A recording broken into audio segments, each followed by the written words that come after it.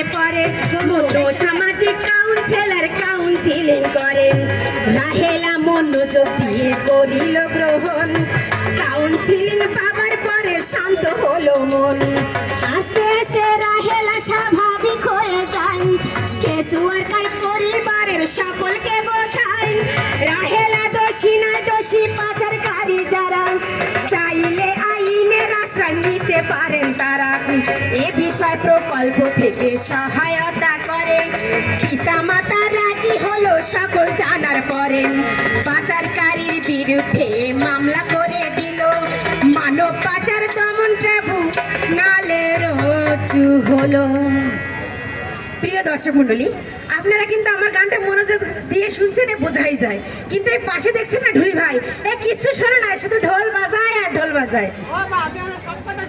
কি আচ্ছা বলো তো, এই রাহেলার দুঃসময়ে রাহেলাকে স্বাভাবিক জীবনে ফিরিয়ে আনতে রাহেলাকে কারা সহযোগিতা করেছিল?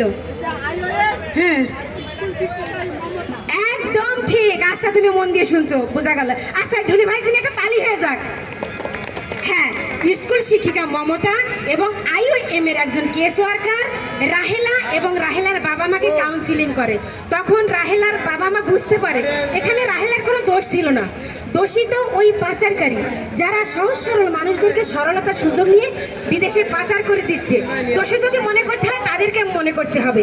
এই যে আপনারা যদি চান সবাই মিলে সেই পাচারকারীকে শাস্তি দিতে পারেন। এই যে দেখছেন মানব পাচার অপরাধ দমন ট্রাইব্যুনাল, এইখানে আইনি প্রক্রিয়ায় পাচারকারীকে শাস্তি দিতে পারেন।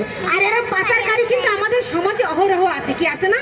এরা রাহেলা আমাদের অনেকের ঘরে আছে।